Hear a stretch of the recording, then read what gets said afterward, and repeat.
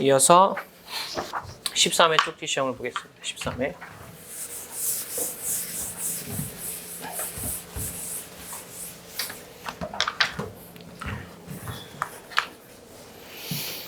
심판. 쪽지 시험에, 상표 쪽지 시험에 방식 심리, 적법석 심리, 본함 심리 이런 거 안 넣었어요. 그거 다 알고 계셔야 돼요. 넣으려다가 아무래도 특허에서 하는 거니까 안 넣었거든요. 그래서 안 넣었지만 그게 잘 안 되더라고. 1차생 분들한테. 그래서 적식, 적법, 본함 이걸 잘 깨우치고 계셔야 됩니다. 심판. 특허 심판 원장은 당사자의 신청 또는 직권으로 대리인을 선임하여 줄 수 있으나 그 심판 청구가 이유가 없음이 명백한 경우에는 권리 남용이라고 인정되는 경우에는 그러하지 아니하다 해서 국선 대리인 관련 내용이죠. 틀렸죠? 신청에 의해서 대리인을 선임해 주는 것이지 직권으로는 안 되죠. 라는 거. 그래서 우리 1차 시험이 막 어렵지 않아요. 이런 식으로 좀 치사하게 내는 거야. 결국에는 조문을 암기하면 해결되고요. 조문을 암기하지 않으면 해결되지 않는 그런 구조가 됩니다. 국선 대리인은 신청에 의해서 선임하는 것이지 직권으로 선임해 줄 수는 없습니다. 되셨죠? 특실상대 공통이고요. 2번 상표 등록 무효 심판의 심결이 확정된 때에는 언제나 누구든지 같은 사실 및 같은 증거에 의해서 다시 심판을 청구할 수 없다. 일사부재리지.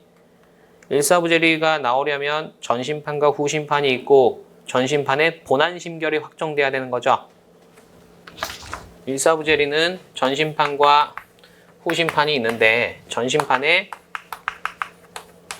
본안 심결이 확정되면 일사부재리가 나와서 후심판에 영향을 미치는 거잖아. 근데 이 지문은 심결이 확정된 경우라고 했죠. 각하 심결은 빠져야 돼. 머릿속에 적식, 적법, 본안 그려보세요. 적식, 심판원장, 절차 무효. 맞지? 그리고 적식, 심판장, 각하 결정. 밑에 적법, 일사부재리 관련해서 부적법하면 각하 심결. 일사부재리 효력이 나오는 건 어디야? 본안에서 인용심결, 기각심결을 확정됐을 때 일사부재리 효력이 나오는 거야. 각하 심결에 대해서는 일사부재리 효력이 나오지 않습니다. 3번 적극적 권리범위항의 심판의 인용심결이 확정된 경우 본안심결 확정이죠. 누구든지 동일한 확인 대상 표장으로 소극적 권리범위항의 심판 청구할 수 없다.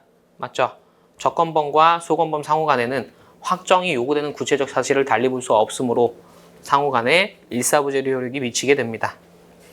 4번 출원상표에 이거 강조 드렸어요. 출원상표에 지정상품이 10개야. 거절된 상품은 이 중에 5개래요. 거절결정. 이 경우 거절결정된 상품 전부 또는 일부에 대해서 요거에 대해서 거부심 청구할 수 있죠. 전부 또는 일부. 재심사도 청구할 수 있지. 그런데 거부심은 전부나 일부 되는데 재심사는 전부밖에 안 되고 일부 안 된다고 어제 했죠?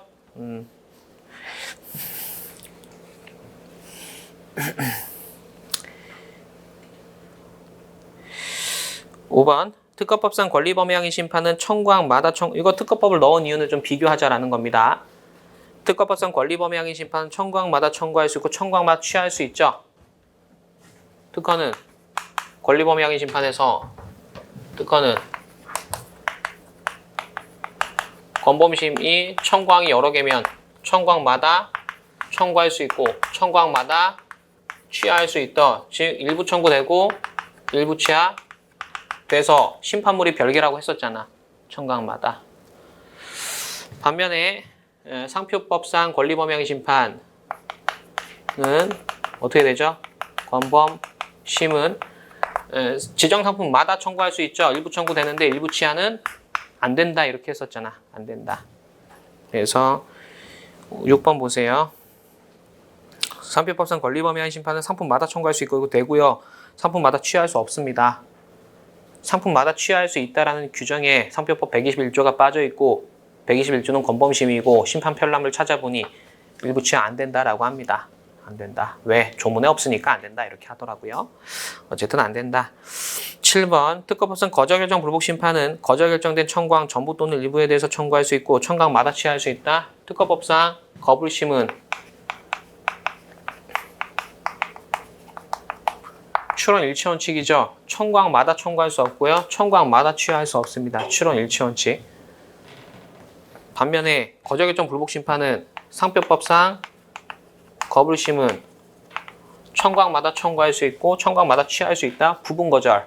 전자는 출원 일치원칙, 후자는 부분거절. 되셨죠? 상표법도 부분거절 제도가 들어오기 전에는 특허와 마찬가지로 일부 청구 일부 취하 안 됐었는데 부분거절 제도가 들어오면서 일부 청구 일부 취하가 되었답니다.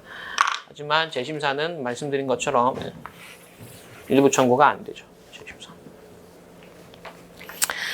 이어서 보정각하 결정 불복심판과 거절결정 불복심판 보겠습니다. 1번 40조 보정 또는 41조 보정에 대한 보정각하 결정이 있으면 보각결정 불복심판 청구할 수 있다. 틀렸죠? 40조 보정에 대해서는 청구할 수 있고 41조 보정에 대해서는 청구할 수 없죠. 그럼 41조 보정에 따른 보정각하 결정이 어떻게 다퉈요? 보정각하 결정하고 심사한 결과 거절유가 있어서 거절결정이 나오면 거절결정 불복심판 청구하고 그 절차에서 다툴 수는 있겠죠. 2번 당사자기 심판과 달리 거절결정 불복심판에서는 보조 참가 허용되지 않고 그 심결 취소 소송에서도 마찬가지다. 틀렸죠? 참가는 허용되지 않습니다. 대신에 정보 제공은 되겠지. 거부심에서도 정보 제공 가능해요. 심판 단계에선 참가 안 되지만 소송 단계에선 되죠. 라고 투애니언 판례 사례에서 말씀드렸어요. 왜? 심취소에는 행정소송법이 적용되고 행정소송법은 민사소송법을 준용하는데 민사소송법 제 몇 조에 따라 71조에 따라 보조 참가를 허용하게 됩니다. 상표 등록 무효 심판 1번 지정상품이 이 이상인 경우 어느 하나라도 거절유가 있으면 전체가 등록을 받지 못하는 것과 마찬가지로 등록상표 지정상품 중 하나라도 무효 사유 있으면 전부로 무효해야 된다. 다 틀렸죠? 문장 전체가. 앞에 문장은 뭡니까? 출원 일체원칙이잖아. 출원 일체원칙이라는 거 틀렸고 뒤에 무효 심판 역시 일부 무효의 법리가 적용돼야 되죠. 그렇기 때문에 틀렸죠? 이어서 119조 1항 1호 상표권자 부정사용 취소 심판입니다. 1번 상표권자가 등록상표와 유사한 상표를 사용함으로써 대상 상표와의 관계에서 출처에 관한 혼동 가능성을 인식하여야만 1호가 적용될 수 있다. 119조 1항 1호는 상고유수지 상표권자, 고의, 유사범위, 수유자, 품질로인 혼동 이런 거잖아. 여기서 말하는 고의가 뭐죠? 1호에서 말하는 고의는 상, 고, 유, 수에서 고의가 뭐예요? 대상 상표의 존재를 알면서 로 족하죠. 따라서 대상 상표 주시 점명하면 고의 추정된다. 혼동 가능성까지 인식해야 되는 건 아니다. 라는 게 판례 태도고요. 2번 등록 상표를 그대로 사용한 경우보다 실사용 상표를 사용하는 경우에 대상 상표와의 관계에서 출처에 관한 오인 혼동 우려가 더 커지게 되었다면 유사로 보겠다라는 게 특이한 법리죠. 상고유수에서 유사와 관련된 특이한 법리죠. 3번 복수의 유사 상표를 사용하다가 읽어보시고요. 쭉 디스커버리 판례죠. 디스커버리 판례. 이거 비문이지만 좀 선회하자라고 말씀드렸던 거. 4번 119조 1항 1호가 적용되기 위해서는 등록 상표가 출처에 관한 혼동의 대상이 되는 상표와 유사할 필요가 있다. 틀렸죠. 삼각형, 역삼각형으로 그려드렸잖아. 등록 상표와 실사용 상표는 유사고요. 실사용 상표와 대상 상표 사이에서는 혼동이야. 하지만 등록 상표와 대상 상표 사이에는 아무런 관련이 없어요. 반드시 유사할 필요 없다라고 했었죠. 이것도 디스커버리 판례에서 있었던 부분입니다. 5번 1호가 적용되기 위해서는 상표권자의 고의 과실에 의한 부정사용, 고의죠. 과실 빠집니다. 6번 1호는 상표권자 부정사용을 규제함으로써 상품 거래의 안전을 도모하고 타인 상표의 명성이나 신용에 편승하려는 부정경쟁 행위를 방지하여 거래자와 수요자의 이익 보호는 물론 다른 상표권자의 영업상 신용과 권익도 아울러 보호하기 위한 규정이다. 맞죠? 취지상. 7번 상표권의 이전이 있는 경우에는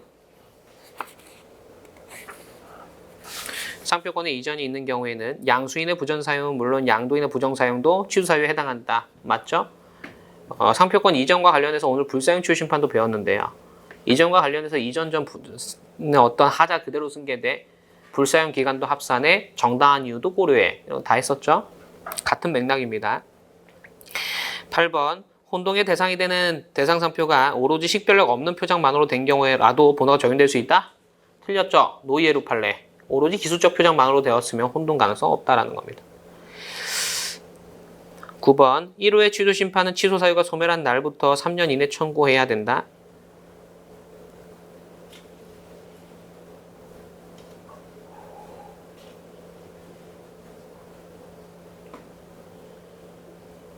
제척기간이죠. 맞는 질문이죠. 제척기간 적용 안 되는 게 몇 개? 3호, 4호 2개. 그쵸? 6호는 제척기간 적용 되긴 하는데 설정 등록일부터 5년이죠. 그래서 이거 답이 잘못됐네.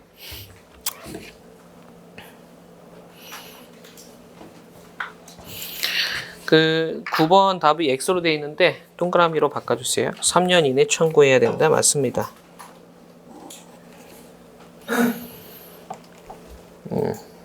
다시 말씀드리면 119조는 다 제척기간이 있어요. 취소 사유가 소멸하는 날부터 3년, 예외가 3가지가 있는데 3호, 4호는 아예 제척기간이 없고 6호는 설정 등록을 또 5년으로 별도로 규정하고 있다라는 거죠. 10번 부정사용으로 인한 치유심판에서 등록상표 또는 유사상표를 사용한 것인지는 불사용 치유심판에서의 동일성 판단 기준과 마찬가지가 아니라 관련 없이 무관하게 독자적으로 판단한다. 해석상 1호를 3호보다 더 엄격하게 판단한다. 이렇게 말씀드렸습니다. 11호 상품 품질 오인이나 타한 업무에 관계된 상품과 혼동은 현실적으로 오인 혼동이 생긴 경우뿐만 아니라 오인 혼동이 생길 염려가 객관적으로 존재하면 족하다. 맞죠? 기출질문 보겠습니다. 부정사용을 이유로 한 취소심판이 청구된 경우 취소 사유에 해당하는 사실이 없어진 경우 특허심판원은 기각심결해야 되겠다. 이거 뭔 말이냐면 심판을 청구하고 나서 부정사용에 해당하는 사실이 없어졌다는 거야. 이걸로 심판 청구의 하자를 극복할 수 있겠느냐? 취소 사유의 하자를 극복할 수 있겠느냐? 안 되죠. 극복할 수 있는 거 몇 개? 2개. 4호, 6호. 4호 이전 제한 규정 위반했어요. 다시 돌려주면 돼. 6호 동의 안 받아서 동의 받으면 돼 라는 거죠. 예, 하지만 1호는 극복이 안 된다라는 거죠. 두 번째 문제.